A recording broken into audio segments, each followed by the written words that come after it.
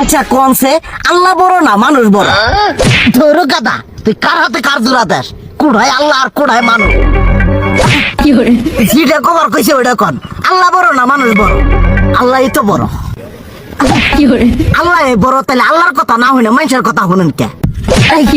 তুই কি কইতাছস? কি এর আল্লাহর কথা মানে না মানুষের কথা মানে? হ্যাঁ, কি আর মানুষের কথা শুনেন তাই না? আমনে যে ওই দিনকে ডায়াবেটিসের রোগ নিয়ে যে হাসপাতালে গেলেন, ডাক্তার আপনার কত কিছু খাবার না করলো, সব কিছু না খাই এখন চলতেছেন, তাহলে আল্লাহ যে আপনারে কইছে যে হারাম খাবার না, সুদ খাবার না, কই আপনি তো কাম কাজ বাদ দিয়ে এলাকার মধ্যে টাকা পয়সা না গায়ে খালি ওইলে দিয়েই খান, নিজেরা টিয়াও হালাল ভাবে কামাই করেন না, ওই সুদ তো না কটা টিয়া করে লাভ আহে ওইলে দিয়ে দিয়ে চলে না, পেটা বড় বানাইছেন। শুনেন একটা কথা কই, হারামের কোনোদিন আরাম নাই। হালাল পথে রুজি রোজগার করেন, প্রয়োজনে এড়া বেলা কম খায়েন, তাও শরীর পিণ্ডও ভালো থাকবো, কোনো রোগ বেদও হবো না, আরামও পাবেন, আল্লাহও খুশি থাকবো।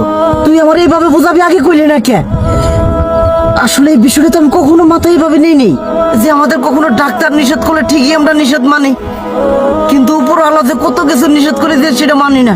আর এই যে হারাম পথে টিয়া পয়সা কামাই করতেছেন, শরীরের মধ্যে দুনিয়া রোগ বেত হয়েছে, দেখা যাইতেছে যা টিয়া হারাম পথে কামাই করতেছেন তার তো বেশি টিয়া মনে করেন জ্বলে যাইতেছে গা বেশি। আজকের পর থেকে আমি আর এই হারাম সুদ খামো না, আমি হালাল পথে চলবো, হালাল টাকা পয়সা ইনকাম করবো। এতে করে যদি একবেলা কমও খাইতে হয় তবুও খামো, তবু আমি আর এই হারাম পথে চলবো না।